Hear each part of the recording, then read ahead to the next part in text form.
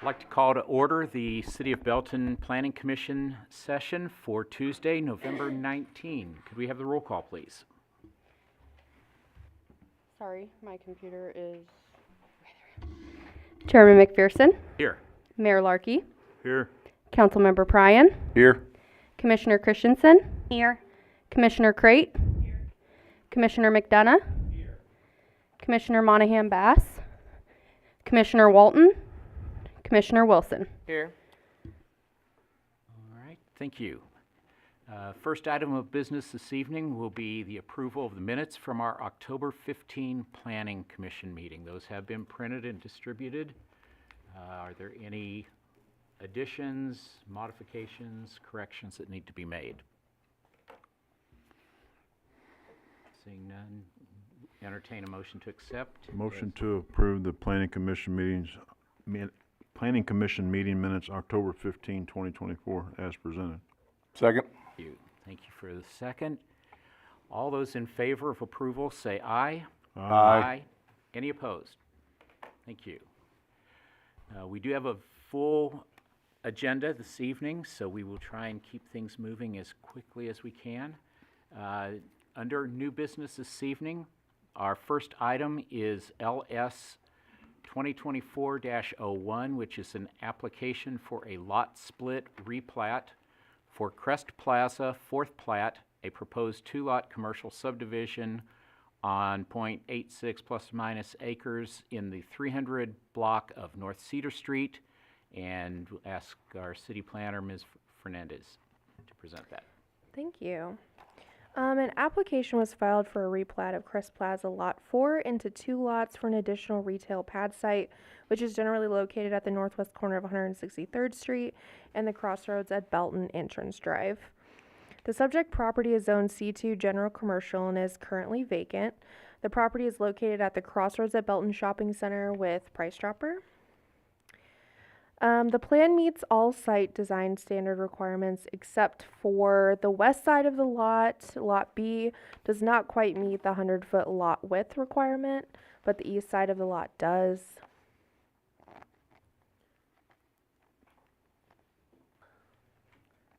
I apologize, these are not pre-rotated, so I'm going to have to rotate them. I know. So Crest Plaza Lot 4 was originally platted in the second plat of the shopping center, and this replat divides Lot 4 into two lots, 4A and 4B. Both lots meet the minimum square footage requirements for lots in the C2 zoning districts, as well as the minimum lot width and depth on all sides except one. The west side of Lot 4B has a width of 85 feet, which does not quite meet the minimum of a 100-foot width requirement due to the right-of-way configuration there, but the east side of it does. So due to the constraints of the site, staff believes that this would not negatively impact the lot's usability or visual scale in the shopping center. The plat includes an access easement for a shared shopping center sign, and due to not having enough information about the new shopping center sign, the proposed location in a utility easement, staff is requesting that that sign easement be removed with this plat prior to signatures on the plat and review the placement of the easement at a later date. The plat includes locations in appropriate language of all public utility easements. With that, staff recommends approval of the application for final plat for the Crest Plaza Lot 4 with two conditions listed in the staff report. I'm here for questions, and then the applicant is here as well. All right. Just ask if the applicant has anything they would like to add or share. No, we're fine with everything that's presented. All right.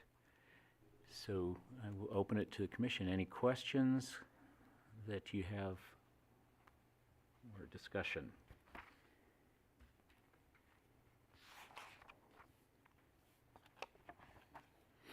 Why are they split?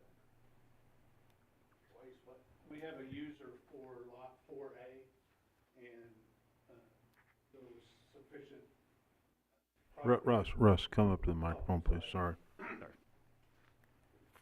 We have a user for lot 4A, and after putting their footprint on there, there was sufficient property left for a small commercial user. We have some prospects, but nothing nothing firm yet, so just getting more, users and more. Yeah, generate more, property and sales tax and everything for, yeah, so it's- Okay. You answered the one question I had, and that was that there is a user for the one lot already. So just a matter of making it easier for a second business to come in. I believe the 4A applicant has been in and met with staff. Okay, good, I don't think they've submitted yet, but they're close. very good. Any other questions, comments? Mr. Chair, I'd make a motion to recommend approval of the final plat for Crest Plaza, fourth plat with conditions as presented. Thank you, Mayor, Second. and thank you for a second. Any final comments or questions? Seeing none, could we have the roll call, please? Mayor Larkey, Yes. Commissioner Christensen, Yes. Chairman McPherson, Aye. Councilmember Pryan, Aye. Commissioner McDonough, Aye. Commissioner Wilson, Yes. Commissioner Crate. Aye. All right, thank you. Moving on, next item is FDP 2024-06. This is an application for a final development plan for Belton Spirits and Wine at 500 East North Avenue. It's the northeast corner of 58 Highway, East North Avenue, and Y Highway, North Cedar Street. And again, we'll have our planner, Ms. Fernandez. Thank you. So an application was filed to add a 500 square foot storage addition to the rear of an existing gas station and convenience store located at 500 East North Avenue, which is on the corner of 163rd Street and 58 Highway. The site is bound by Popeyes and the Price Chopper Shopping Center. The plan meets all site design requirements with no modifications requested. The proposed site plan indicates that the 500 square foot storage addition would be placed on the rear of the building or the north side. The addition would not directly face a street, nor would it be adding any customer service area to the business. The offset to the increase in the impervious surface of the addition, 3 parking spaces on the west side of the building are proposed to be removed. The site would still meet parking requirements with the parking reduction from 18 spaces to 15 spaces and would not have to provide on-site detention due to the addition. A landscape plan was not provided with this due to the small scale of the project, but the addition is required to be landscaped with 5 feet around the foundation to meet the UDC standards. The addition is also proposed to match the existing exterior of the building, which consists of 100% masonry.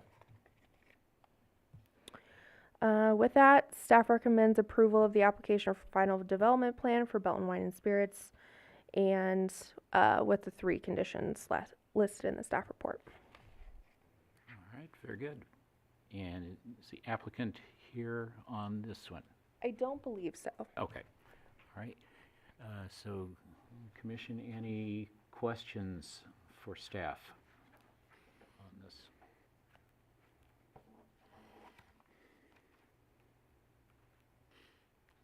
Seeing none, would entertain or a motion? Okay, thank you. I'll second. Motion and second, thank you. Any final comments? Seeing none, could we have the roll call, please? Councilmember Pryan, Aye.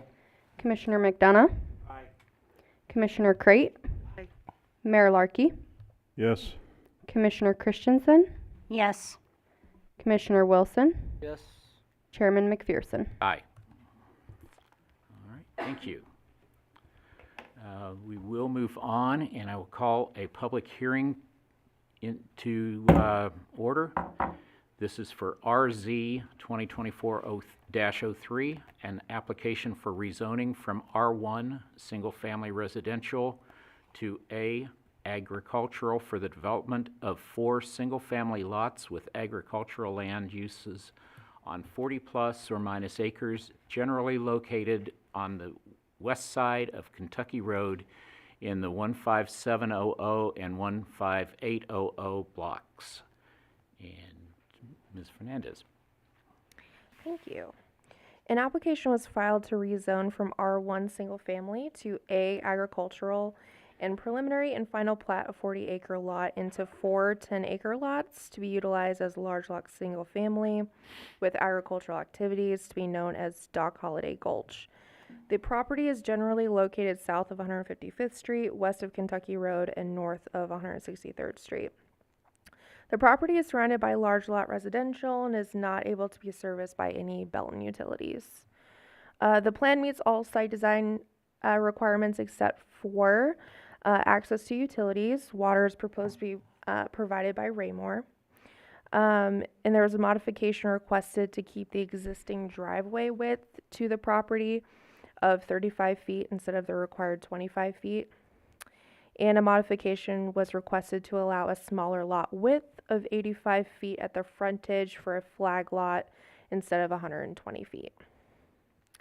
The plat includes 4 lots ranging from 9.09 acres to 10.65 acres, which meet all UDC requirements except for Lot 3, where Lot 3 is proposed to be a flag lot due to the large pond located on the property, which allows for an 85-foot wide entrance on the frontage of Kentucky Road instead of the required 120, but otherwise meets all requirements, and staff believes the modification is consistent with the character of the area and other agricultural lots. The access for each of the 4 lots would be off of Kentucky Road, which is consistent with surrounding properties. The plat does not include any public utility easements, but does dedicate an additional 20 feet of right-of-way along Kentucky Road for future improvements. And this property currently does not have any access to city utilities, and the city is currently working on a joint agreement with the city of Raymore to provide water to this property, and the property owner would be installing a septic system for sewer. The final draft of the water agreement was added to the staff report if you were interested. Staff recommends approval of the application for rezoning and preliminary and final plat with the 2 conditions listed in the staff report, which includes the signed water agreement needed for final approval at City Council. So I'm here for questions. I think the applicant is here as well for questions.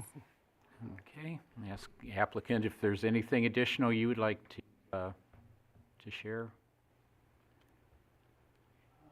Come up, If, sir. if you'll come to the microphone and speak for us, would be that we do try and make sure that this is available for the public, and so we want to make sure that they can hear what you have to say as well. Sure. My name is Mason Banks. The goal is to build a home. We've been working with your staff to try to get through some of the hurdles to get this established. Some of the approvals have got a building permit held contingent, and I was going to ask if there would be consideration for the building permit to be tentative released to start construction sooner than later for weather purposes. So other than that, it stands as presented. Okay, I would refer that to staff, but our action basically is to refer it to the city council, and then they would be the ones to make the final approval. So it would be contingent on the council approval for that action. So what we do tonight, we wouldn't be able to speed up, but what the council does would be contingent on when you would be able to get started. Staff, anything additional to that? Yeah, we're not able to issue a building permit until a final plat has been approved and recorded with the county. Also, we can't issue a building permit on this until the utility agreements have been finalized, just because we can't permit something without utilities. One thing that we can do, though, is we can issue a land disturbance permit to at least allow some grading work to begin for the footprint of the home. They just can't start pouring any footings or foundation for it. Okay. I'm guessing we have similar agreements down Kentucky for the houses that are also on Raymore Utilities? I'm not sure, I mean, there's probably some agreement, but all the homes north of the Kentucky View subdivision on the west side of Kentucky are on the city of Raymore's water. So they are currently paying Raymore for water services. Eventually, and that's part of the agreement, once water is established by the city of Belton, they would be required to connect to Belton and disconnect from Raymore. I got a couple questions, sir. It says you got on here request to keep the existing driveway 35 feet instead of 25 feet. Where is the existing driveway? I don't see it in this.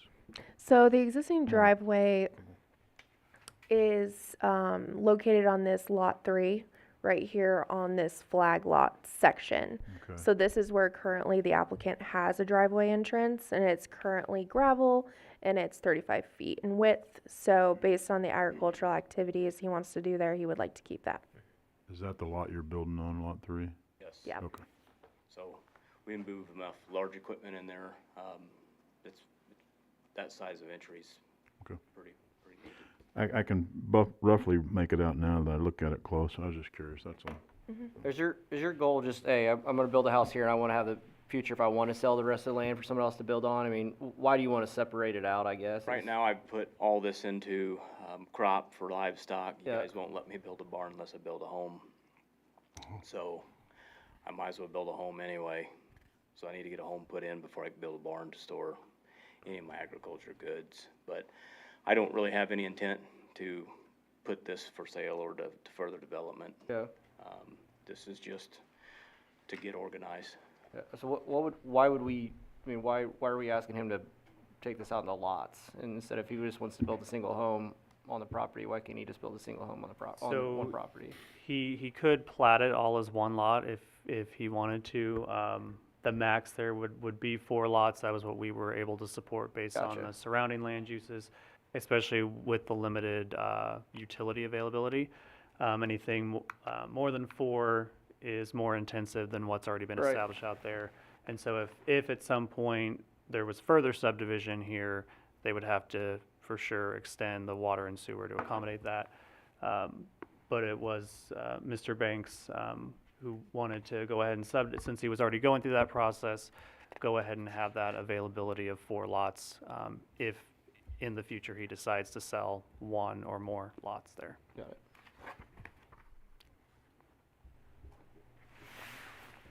Any additional questions? Entertain a motion. Motion to approve the rezoning 2024-03 for, trying to find the name, I can't find it now.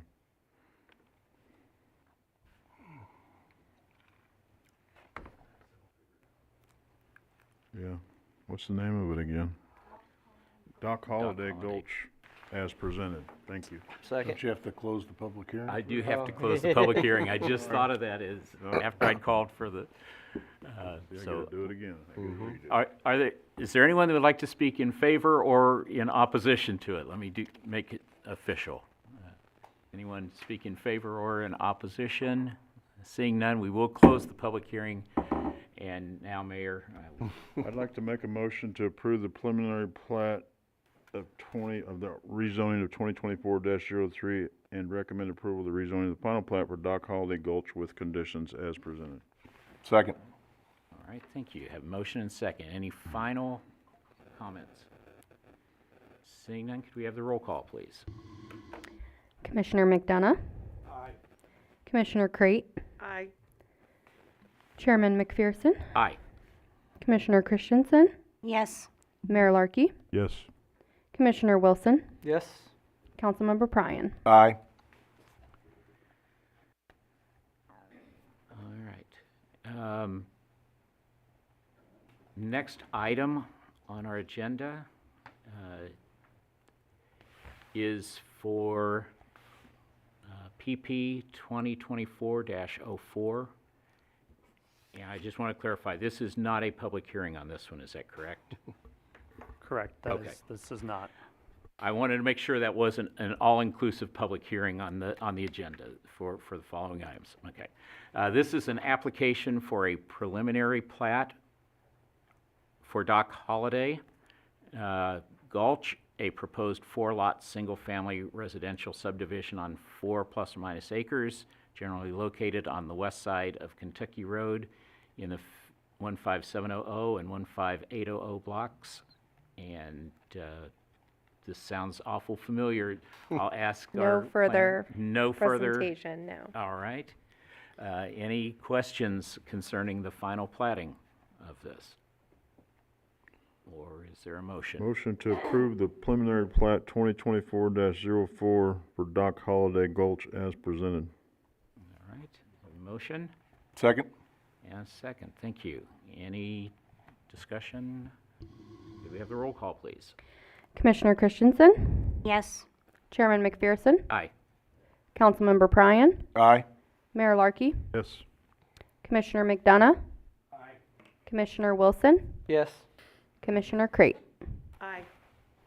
All right, thank you. And the next item goes right along with the previous two. This is for FP 2024-04, an application for a final plat for Doc Holiday Gulch, proposed 4-lot, single-family residential subdivision on 40 plus or minus acres, generally located on the west side of Kentucky Road in the 15700 and 15800 blocks. And I imagine there's probably not anything additional to say. Nope. All right. Any further questions, or is there a motion? Motion to approve the final plat of 2024-04 for Doc Holiday Gulch as presented. All right. Second. Thank you. Motion and second. One last call for any comments. Could we have the roll call, please? Commissioner Crate, Aye. Commissioner McDonough, Councilmember Pryan, Aye. Commissioner Christensen, Yes. Mayor Larkey, Yes. Commissioner Wilson, Yes. Chairman McPherson. Aye. All right. Thank you. When will this be, council? These items will come before council on December 17th. All right, thank you. We will move on to another public hearing that we have scheduled for this evening, and we will call that to order. This is for RZ 2024-04 and PDP 2024-03. It's an application for a rezoning from C2 General Commercial to R3 PUD, a multifamily planned unit development and preliminary development plan. This is for Creekstone at Autumn Ridge for the development of a 144-unit apartment development with amenities on 9.36 plus or minus acres, located on the west side of South Mullen Road from the Smoky Hill Railroad right-of-way to plus or minus 400 feet south of Sycamore Drive. And we'll ask Ms. Fernandez to present this for us. Thank you. An application was filed to rezone from C2 to R3 PUD and preliminary plat 5 lots and 1 tract for the development of 6 apartment buildings with 144 units, amenities, and garages. These properties are located west of South Mullen Road from the railroad tracks south to 400 feet south of Sycamore Drive. The subject property is bound by single-family homes, duplexes, and the Tradition Senior Villas across the street. A neighborhood meeting was held for this project on October 30th, where approximately 20 residents attended and provided feedback, which staff and the developer used to shape the final proposal that you see today.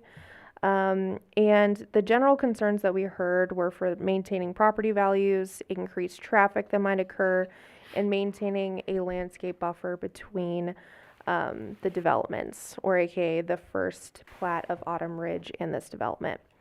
And staff requested those to be addressed within this plan proposal. The plan you see before you meets all site design standards and requirements with no modifications requested. The plat includes 5 lots and 1 tract. Lots 1 through 3 and Tract A are proposed to be rezoned from C2 to R3 PUD. Tract A is proposed to contain the playground, picnic area, and pickleball courts, where lots 4 and 5 were originally 1 lot and part of Autumn Ridge first plat. so slightly separate than the apartment project, and was the original site for the neighborhood pool in Autumn Ridge. However, they amended the preliminary plat in 2020 and moved the amenities further west on Sycamore Drive, which include a small playground and trail. This lot is proposed to be replatted into 2 lots for single-family homes. The plat includes access to Sycamore Drive and Silver Maple Drive, which will be the main access points for this development. Lot 3 to the south does include access off of South Mullen Road as its secondary access point, but it has been limited due to South Mullen Road's increased capacity. The proposed plat also includes the required sidewalk installations along the remainder of both Sycamore Drive and Silver Maple Drive, which would connect to the existing trail system along South Mullen Road. The preliminary site plan indicates that Lot 1 would include 2 3-story apartment buildings, or 48 units, and a dog park that includes a large and small dog area with a shade structure, where Lot 2 would include 3 2-story apartment buildings, or 72 units, and a clubhouse and pool. Lot 3 would include 1 2-story building, or 24 units, and the last of the amenities, which would include pickleball courts, a shaded picnic area, and a playground.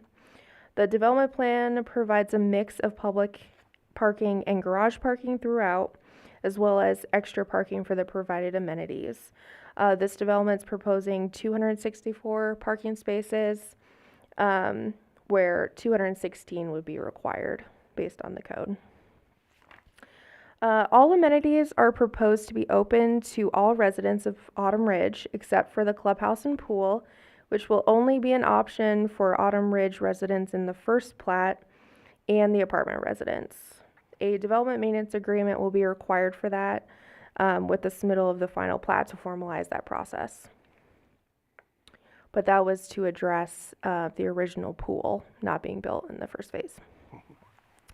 The proposed preliminary landscape plan includes all required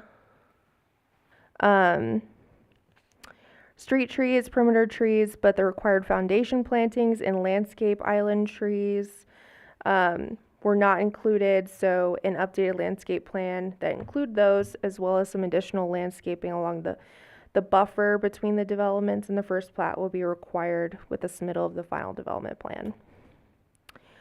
The preliminary development plan also shows a variety of fencing being used. You can scroll through here. The pickleball court is proposed to have 8-foot black chain link fencing, and 6-foot black chain link is proposed around the dog park, and 6-foot black metal picket around the pool. And a 6-foot white vinyl fence is proposed along the entire west property line, which would be between this development and the first phase of Autumn Ridge. All the fencing meets all UDC standards, and the proposed elevations include 2 different color schemes, which you can kind of see here, which would alternate between buildings, and this would include a mix of blue and green siding, stone wainscots, board and batten, and shaker siding. And the elevations feature partially enclosed balconies and fully enclosed entry stairwells. Staff believes that this proposal is a great example of infill housing on the site that has sat vacant due to lack of interest in commercial development in this area. The proposed development would also bring many different recreational amenities to the area.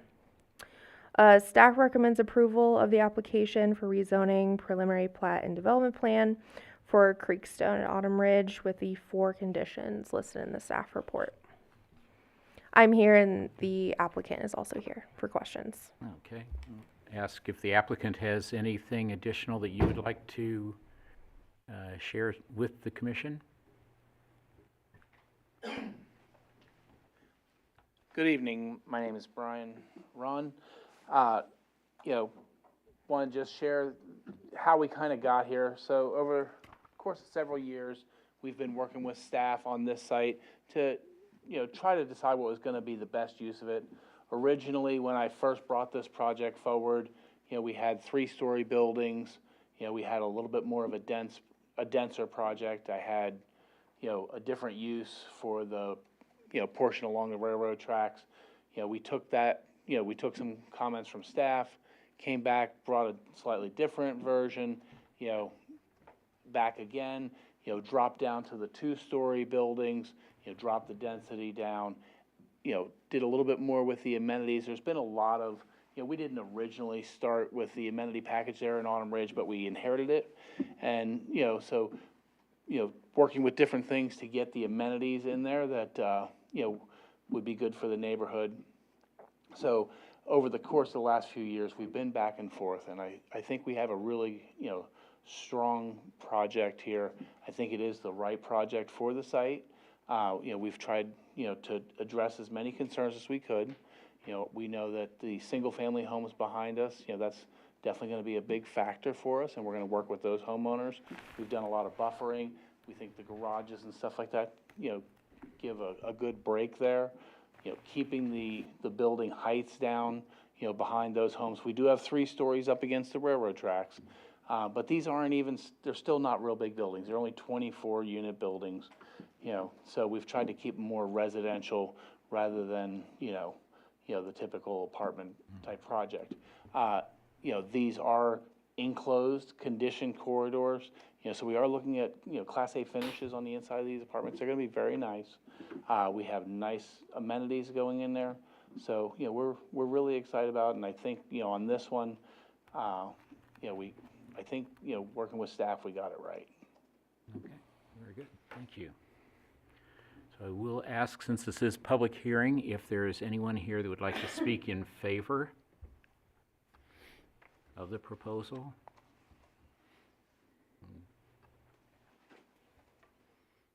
Or is there anyone that would like to speak in opposition?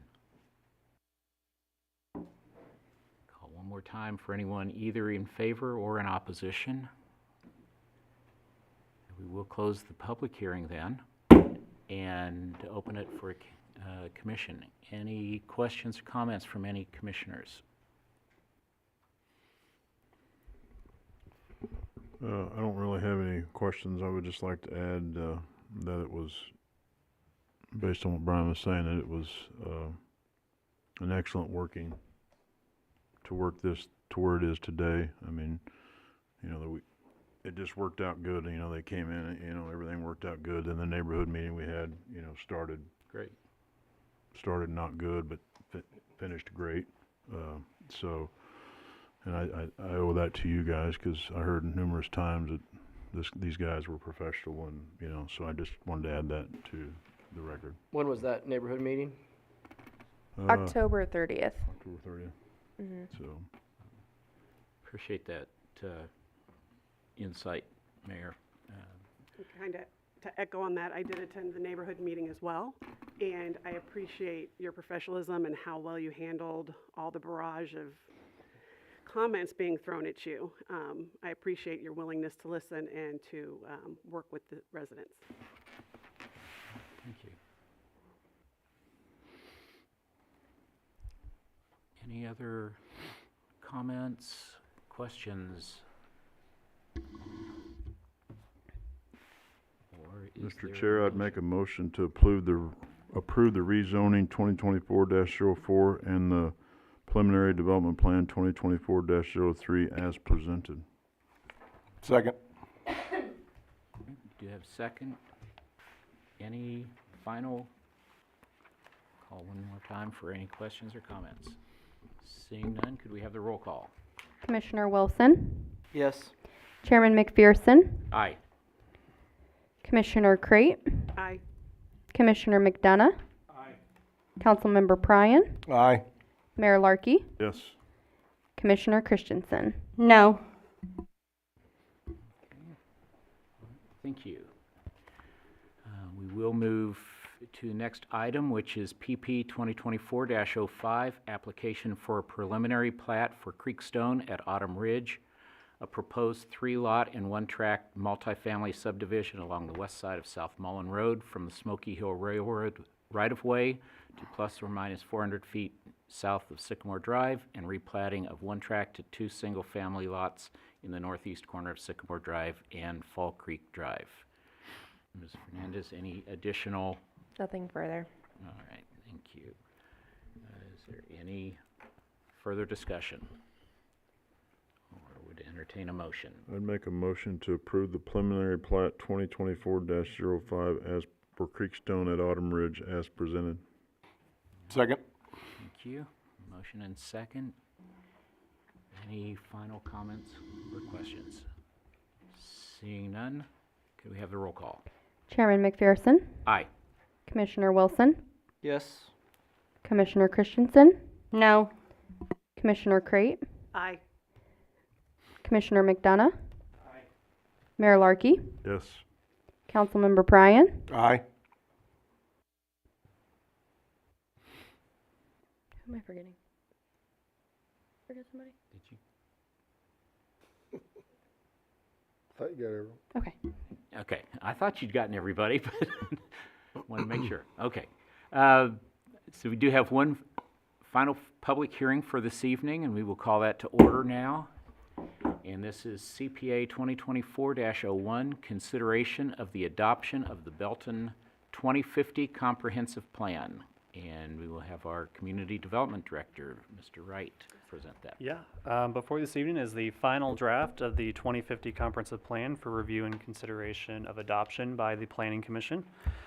Staff has been working with Confluence, as you all know, over the last 18 months through 5 phases of development that included an existing conditions analysis, the public and stakeholder engagement phase, the establishment of the vision, goals, and key recommendations, the preparing and presenting of the draft plan, and finally to where we are this evening, which is the final plan for your consideration.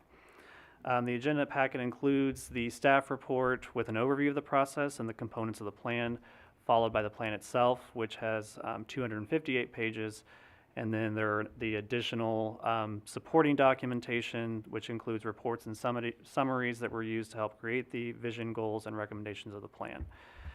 Missouri state statutes give the Planning Commission the authority to adopt a comprehensive plan, which is what we're requesting this evening.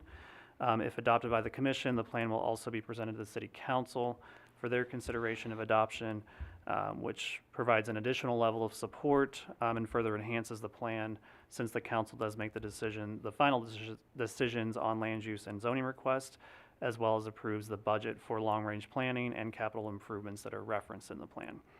And this evening, we do have Abby Eckberg with Confluence here to give a high-level overview of the plan, and we are both available for any comments or questions that you have. Okay, thank you. All right, good evening, everybody. I will try to keep this one brief just because a lot of you have been involved throughout this process and have probably heard my spiel a few times now. There we go. Okay, so really just highlighting a few of the draft components and walking through the real highlights of the plan here, and then defining what's next. So I kind of highlight this as your comprehensive plan family tree of sorts. As Matt covered, we went through a pretty robust existing conditions analysis. We had an ETC statistically valid survey. We had Leland Consulting Group come in and perform a market analysis, as well as our public input summary. So each of those in conjunction provided our recommendations within that key recommendation summary report, and then that fully kind of built into our future land use plan and then the overall comprehensive plan. From the key recommendations report, this is where we drew all of our goals that then had subsequent strategies within each of those that we really built upon, and there's a lot of kind of key steps and actions within the plan throughout that. So from the plan outline, we have the future land use plan, which is kind of the key driver and key initiative of your comprehensive plan, as well as several different body chapters that identify different goals and strategies and actions throughout the rest of the community for you all to kind of base your decisions on as rezonings come to fruition, as different improvements want to be pursued, and so on. So highlighting just the future land use plan and kind of its intent. So again, state statutes allow for this. It's very typical for communities to plan outside of their city limits and to look at kind of what is within the future of development and being proactive and identifying what those desired land uses are, rather than having to be kind of caught on your heels and be reactive to those. And so it serves as that support document for any rezoning cases, as you all are very experienced with here tonight. Looking at then kind of being a annually reviewed document so that we're making sure the vision of the community stays up to date and accurate. And then this is a document that you will likely update in every 10-ish years, 10 or more, I would say. Again, it identifies potential development schemes, so it's not the zoning law or anything of that sort. And so it is very flexible. It is a guiding document and meant to be amended and updated regularly. So it's not your annexation plan, it is not set in stone, and it is not your zoning map. I like to always harp in on those three. Sorry there. So as part of the existing conditions analysis, we did go through and inventory every single parcel within the community of what their existing functions are. This does differ from your existing zoning map, just because the zoning versus the land use function often differ and just through development practices and so on. Within our future land use plan, obviously we planned without or beyond city limits today. Noticing that state line, you can't plan within a different state, so that's kind of your westernmost boundary as is. To the north, obviously Kansas City, and to the east, all of the Raymore areas. So those are kind of your horseshoe of boundaries that we have to play within. So the southern extent is really where we're looking to grow within. So that extends all the way down to 203rd Street there. In the future land use plan, we provide a variety of different proposed future land use categories. As I speak in land use plans and 2D maps quite often, not everybody else does. So as part of this comprehensive plan, we did develop 3-dimensional land use definitions so that anybody paging through the plan can quickly reference these graphics and kind of get a better grasp of what we mean when we say downtown mixed use or low density residential or anything of that sort there. So this is the draft proposed future land use plan within the comprehensive plan and for you here tonight. As the boundaries still remain with the state line, 203rd down to your southernmost boundary, the interstate and kind of over to Kentucky Road being your easternmost, and then 155th being your northernmost boundary there. Each of these kind of colors represent things, so yellow, orange, and kind of that brownish brick red, I would say, those are your residential kind of categories. The pinks and the purples, more of your commercial. The darker blue being that business park, light industrial. Blue is more of or the light blue is your public, semi-public, so your city government facilities, your schools, stuff like that. And then we are really intentional within the floodplain and preserving all of the parkland you have today and making sure that we're identifying opportunities for open space there. So really looking at nodal kind of activity, looking at key intersections within the community and how to support existing activity and then build upon that momentum already. One thing we heard loud and clear during the public input summary was maintaining a lot of the low density kind of smaller scale, small town feel within the community. So we did that by preserving a lot of low density residential as well as building upon areas for that as well. Looking at some opportunities for economic development with mixed use, business park, regional commercial, and so on there. And really just trying to fill in the gaps with some additional housing choice because we did hear that as an opportunity as well. And I'll touch on that in the housing chapter. As part of this effort, we did have a series of sub-area plans, and so Markey Business Park, the North Scott area, Old Town, and Graham Effort sub-area were the 4 identified within this plan as well. With the Markey Business Park, we also had a town hall meeting on August 29th, I believe it was. And through that had a lot of great conversation and dialogue with residents of the area and the community, of really making sure that we're preserving the adjacent neighborhood character of the community in identifying those opportunities for some economic development as well with the potentially proposed developments there. But making sure really the key driver from our first rendition to the second being that preservation and increase of that land buffer there so that the viewscapes and everything is buffered from I believe it's Cherry Hill neighborhood to the east right there, as well as some potential trail connections into Markey Park long-term there. With the Graham Efforts property, with this being adjacent to the interstate, this would likely be a lot more kind of commercial mixed-use development, but with some tapering down into the adjacent neighborhoods and low-density residential proposed within the future land use plan there as well. Recognizing that we want to look at trail opportunities within the floodplain. This is your floodplain, not a lake. We had one of our digital studio people was rendering this, and they thought that was just a really big river. We're like, no, that's not that. So we were having fun with that one and making fun of him for that. But so yeah, looking at this as a green corridor kind of trail opportunity, and then what roadway connections would be needed to support that increased activity within the area. Within the North Scott corridor area, we recognized back in 2014, you all had a master plan for this area, and it didn't quite stick and it didn't quite gain as much traction as maybe hoped. Confluence was part of that plan, so we came in to right our wrongs and make sure that we got the vision correct this time. We had a lot of really great sub-area plans and sub-area meetings and discussions with the local business owners and property owners of this area, and really created our own kind of land use definition for them within service commercial to make sure that we're preserving the activities and kind of the local character of the corridor, just because they have such a regional draw for kind of auto-centric uses and amenities within the community in the greater Casey area. Within Old Town, we did look at opportunities for more kind of pedestrian and walkable activity in the area, as well as maybe some opportunities to increase density along 58 with mixed-use development kind of bleeding into then that North Scott sub-area that you see here on this bottom ring, or bottom edge, and then reflected up here as well. And then as well as looking at the preservation of the neighborhoods in the area.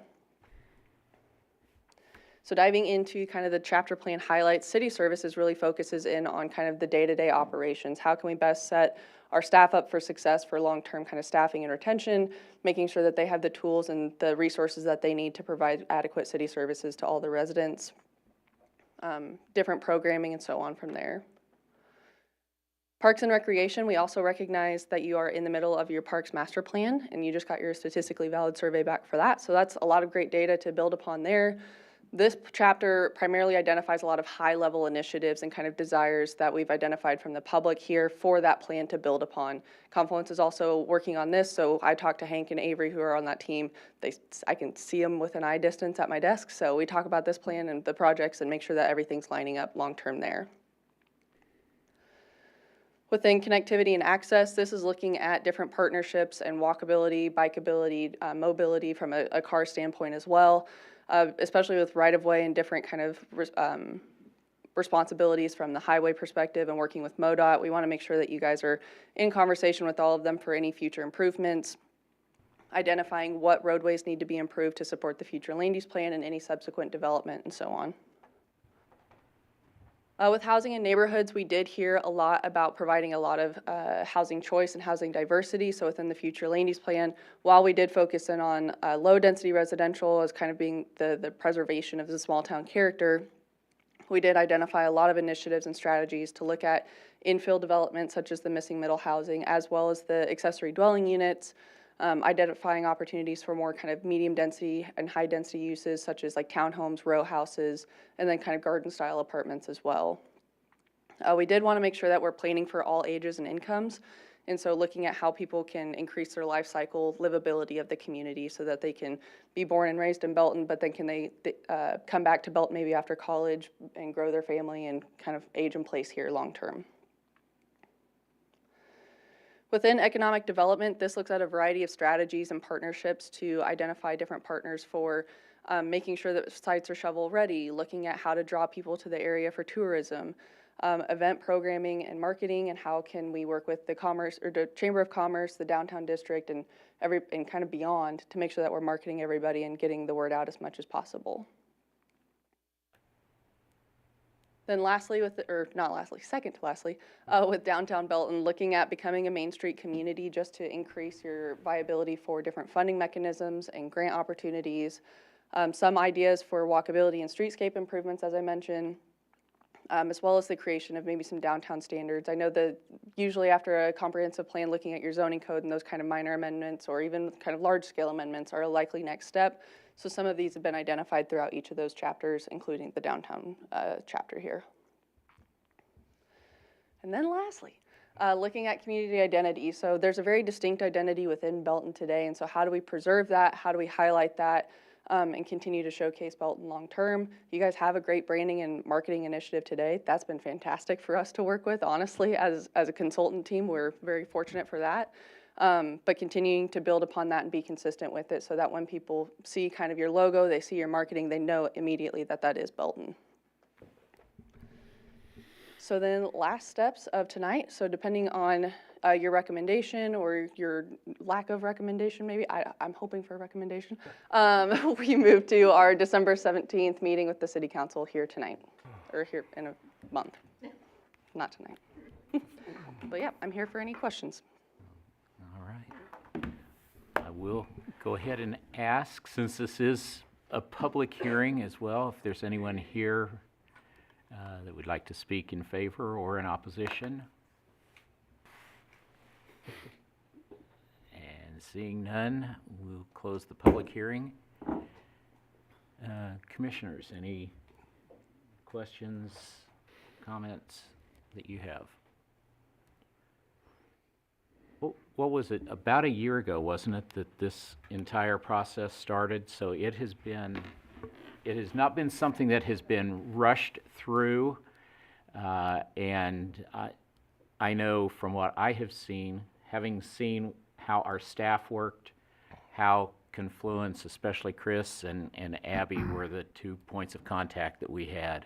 And just to see how much work that they have put in to guiding us and directing us through this whole process. It has been a very positive experience, I think, for us as a city, and appreciate all the work that has gone into making this happen. And not only that, but all the support we got from the city with the community and using I still think of how they went in and used some of the schools, the high school kids and grade school kids, and involved them in what they wanted their city to be in the future. And I think that's all has just been great to see all of those details come together here, and now to see it presented like this. I'd also take a moment to thank Abby and Chris and Confluence and the staff and the citizens and everybody. You know, a year-long process. It was quite involved, and just thank everybody for all their help and support.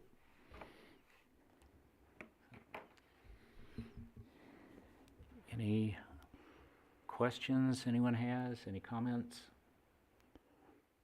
Mr. Chair, I'd make a motion for the adoption of the Belton 2050 Comprehensive Plan 2024-0-01 as presented. Second. All right. Motion and second. Any in closing? Then could we have the roll call? Chairman McPherson, Aye. Councilmember Pryan, Aye. Mayor Larkey, Yes. Commissioner McDonough, Commissioner Crate, Aye. Commissioner Christensen, Yes. Commissioner Wilson. Yes. All right. Thank you.